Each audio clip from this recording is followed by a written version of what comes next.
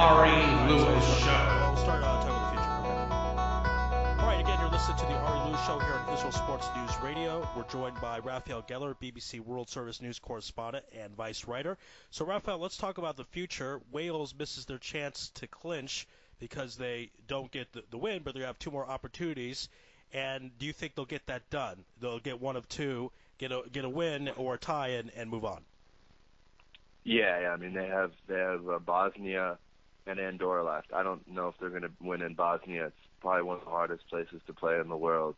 But then they have Andorra at home. Andorra's population is the size of Emirates Rafaim.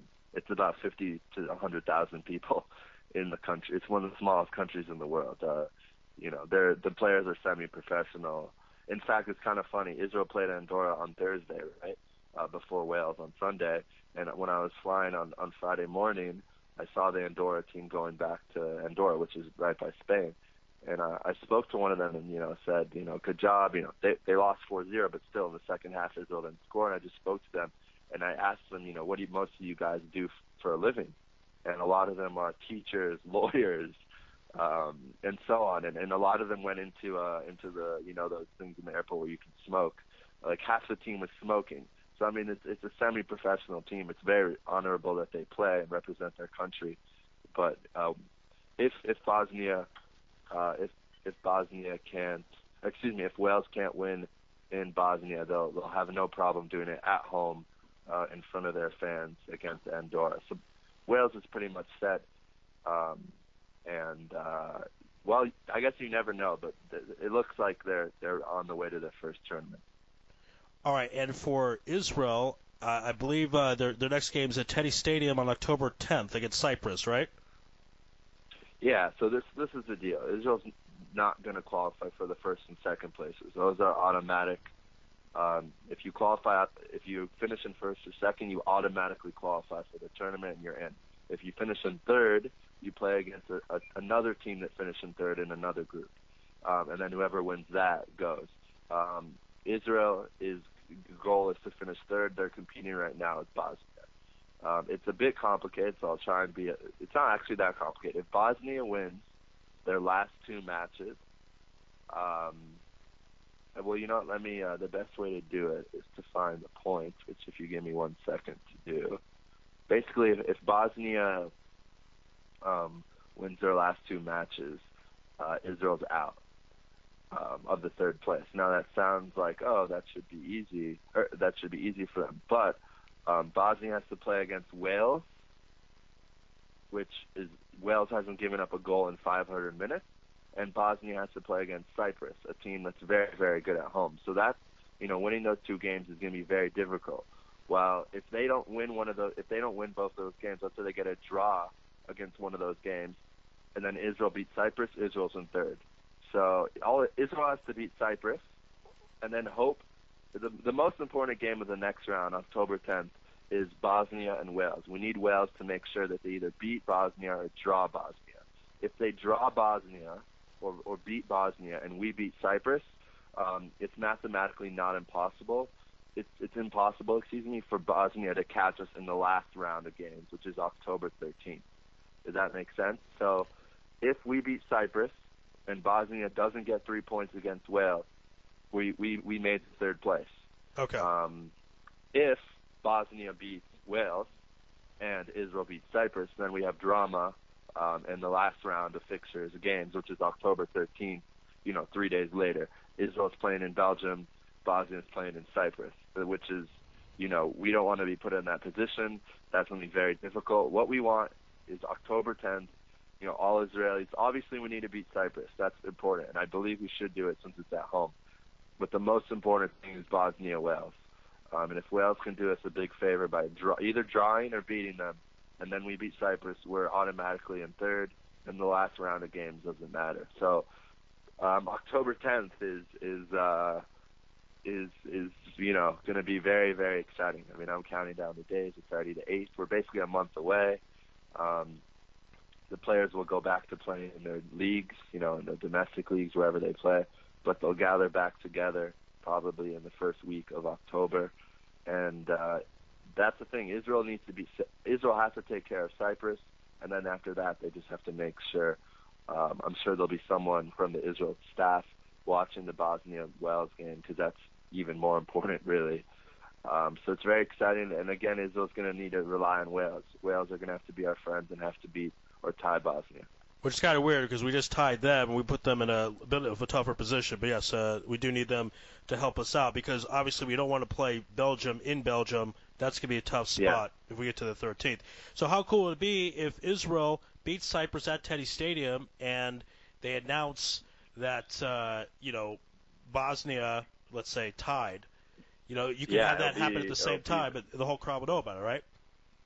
Yeah, I mean, with the modern day iPhone and things like that, everyone, I'm sure, throughout the match will be keeping an eye. And who knows, maybe, we have this in baseball on the last day of the game. Maybe they'll show on the big board what's going on with Bosnia and Wales, if Wales score a goal or something like that. So, yeah, everyone's going to keep an eye on that. And interestingly, they're both playing exactly at the same time at 9:45 local Israel time. So the games will both end at the same time. So, that night we'll either know that we qualified for the third spot or not. Now, if Israel ties Cyprus, I mean, things get a bit confusing. But like I said, if Wales can just beat Bosnia and Israel can beat Cyprus, that's the easiest. If they tie, then it's also pretty much done. But it's basically Wales has not lost a game. Wales has not lost a game in the tournament. So, it's mathematically and statistically, there's no reason that they should lose to Bosnia, right? I mean, they've 8 games, they haven't lost yet. But, soccer's crazy, things happen, and you never know. But let me just real quick with the point. If Israel wins, they'll have 16 points, and if Bosnia loses or ties, they'll have 12 points. Excuse me, if they lose, they'll stay with 11 points. If they tie, they'll have 12 points, but Israel will have 16 points. So that's 4 points ahead with 1 round left. A win is only 3 points. Does that make sense? Yeah, so okay. They could either be ahead now to make things a bit more fun. If Bosnia loses and Israel ties Cyprus, then they're up by 3 points with 1 round left. So even if Bosnia loses but Israel only ties, then Bosnia's still in it. Okay? Okay. So Israel if Israel wins and Bosnia does not get a win, it's over.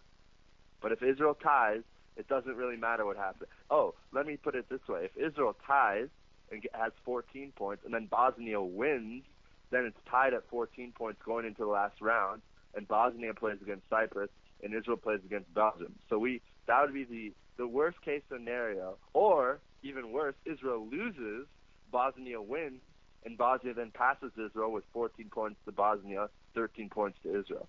Which is why if Israel can just win, things should be okay, because it's, again, very unlikely that Bosnia will beat Wales the way Wales would have been playing and the way their defense has been. I mean, it's unbelievable. I mean, since let me try and find, since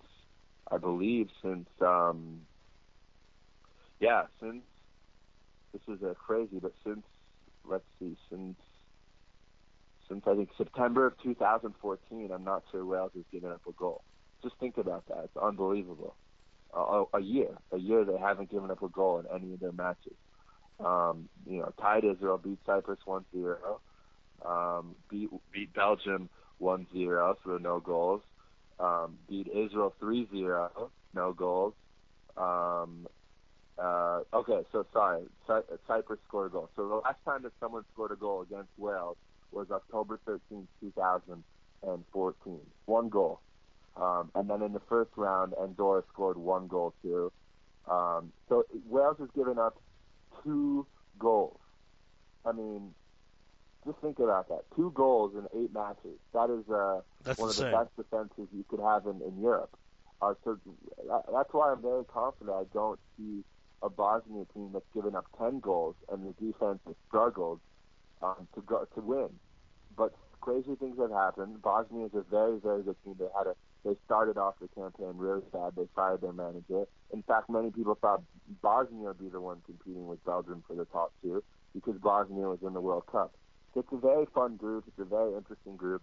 I hope I kind of clarified it for people. Israel wins against Cyprus, and Bosnia is not able to get a win. A tie doesn't help them. A win, then it's over. So if Israel just beats Cyprus, then we will assume and hope that that Wales can just get a decent result for us. So it's going to be very exciting. You know, a lot of people might be watching the Bosnia-Wales match more than the Israel match, but Israel has to make sure they don't choke and get a tie against Cyprus. They have to beat them. And for this game at Teddy Stadium, because you're a member of the press, will you be sitting with the press corps or with the fans? How does that work? Yeah, I'll be sitting with the press corps, and hopefully be interviewing a lot of people about just, you know, the feeling of qualifying for third place. Okay, excellent. excellent. That goal that night is to get out of the stadium and go talk to all the fans about, you know, the draw. Now, really quickly, if we finish in third place, what happens is we play another team from third place. We play one game at home, one game away in November. And a week after the Belgium match, the last match of this group, there'll be a draw, and we'll go up against a team that's third, which, again, is Israel hasn't made a playoff in a very, very long time, in over a decade. So it's very exciting times right now. Israel basically, all we need to do, and I've said it 100 times, I'll say it 101 times, Israel needs to beat Cyprus, and let's hope our Welsh brothers and sisters can get a good result. Wales hasn't lost yet. It's the 9th game of the tournament out of 10. I don't see them losing, but you never know. Bosnia is an incredibly hard place to play. I mean, it's almost like I don't even know how to explain it. I would say like it's it's just a crazy area. It's not a big stadium. It's 13,000 fans. Everyone smokes, which is illegal. You know, against what you're in stadiums. You're not supposed to be allowed to smoke. Obviously, every single person smokes. There's flares, there's firecrackers, the fans are crazy, and the fans will believe that they can beat Wales. They'll come in with an attitude that our team has the ability to beat Wales. It's crazy times. I mean, it's a lot of excitement. It's going to be fun, and I don't know. It's you're lost for words almost because it's gonna be so awesome. awesome. I mean, it's really exciting. I can't remember the last time there was this kind of excitement. Even when Israel made the playoff last, I think 2000. I'm sorry if I'm getting the day wrong. There's just a lot of things in my head right now. But even then, it was. I mean, I remember I was a kid and we lived here, but it wasn't like it is now. I mean, this team is a good team. Unfortunately, if we would have just gotten to the points out of the games and we had Belgium and Wales here, things would have been a lot easier. But we didn't do that. We'll see. I mean, it'll be a sellout in Teddy. It's also always really good to play a big match in Teddy, you know, the capital of Israel. And we'll have to keep an eye on the Wales, Bosnia, and hope that I think we should be able to beat Cyprus. We're playing well. We have confidence. That's not the big issue here. I mean, don't get me wrong. Cyprus could come in and get a draw. They're a good team, but in front of the home fans, Israel has to get a win. I mean, it will be considered a failure if they don't. Even though Cyprus is a good team, you just have to win this kind of game, and then just hope that Wales can take care of business. All right, there you go. And again, This is the Ari Louis Show here at Israel Sports News Radio, joined by Raphael Gellar, BBC World Service News correspondent and vice writer. And Raphael, if people want to read your work, in particular, you're going to write an article about what happened to you at the airport in London. Tell everybody where they can go find your work. Well, they can find me on Twitter at Raphael_Gellar, and I'm still trying to figure out the whole thing with London, but it was a very bad experience, and I already filed a report to the border security. And I'll see what happens with that. I should be writing a story I'm also going to be writing a story about the Wales-Israel game. But the next month, I said, very exciting. I'll be tweeting a lot about the teams, and what's going on with all the players. Obviously when there's not a national team, the players are playing for their club team. So I always follow those players, whether they're in Israel or abroad. We have a lot of players in Europe, in Russia, in Belgium, in Scotland, in England, and everywhere. So, best place to find anything I do is Twitter. And I hope that we can take care of business October 10th, because if it comes down to October 13th and we have to get some sort of points, even a point in Belgium, it's going to be tough. The only thing that we can maybe be happy about is that Belgium at that point will have they should automatically qualify for the tournament, for the top two spots. So maybe like, in any other sport, maybe they'll put up their backups and play really, easy style, because Belgium's playing Andorra in October 10th. So Belgium's going to win, and then they're going to automatically qualify. So maybe, I don't say they'll feel bad for Israel, but they'll put up their backups, who, by the way, their backup players are still, some of the best players in the world. Let's not forget Belgium right now is in the top 5 rankings in the world, or at least they were last month. So lots of excitement. There's lots of scenarios. Right now I'm just saying one of the big ones, but there's something like 4 to 5 scenarios, and it's going to be also, Cyprus against Bosnia in Cyprus is also not an easy win for Bosnia. Playing in Cyprus is tough because of a lot of things, the humidity, just the field is not a very good field. The environment's kind of a weird environment. Luckily, Israel got a win there, which is a very hard thing to do. But lots of excitement. I'm sure we'll talk again in October. For sure. Absolutely. And, maybe Ari, you'll come to your first national team game in Israel. You know what? I may. That's pretty tempting. You should. This would be a powerful Israel-Cyprus October 10th. If you email me, maybe I could help you out with some tickets. Okay, yeah. So, I'll be interested. You don't have to go far. Yeah, if Israel, like I said, if Israel qualifies third place that night, it'll be very crazy. People will be it'll be like a celebrating atmosphere. And really quickly before we go to, I don't know if I'm sure maybe you do know this, but Maccabi Tel Aviv are playing in the Champions League this year. And they are playing against Chelsea, one of the biggest teams in the world, in about 10 days in London. So that's a lot of excitement for Israeli soccer right now. Champions League is the highest level. It's like the Euro League of basketball, and Israeli teams don't make it very often. It's much harder than the basketball. So lots of excitement right now for Israeli soccer. All right, that's good stuff. All right, Raphael Gellar breaking it down and give us inside information, in particular the plane ride back with the Israeli team, them laughing. You don't always hear that kind of information. So good report all the way around, Raphael Gellar. We appreciate it. Everyone check out his work. Again, BBC World Service News Correspondent, Vice Writer, and you can find him on Twitter. Raphael, thanks so much. Great job. We'll speak soon. Thanks, man. Have a good day. You too, man. Be well.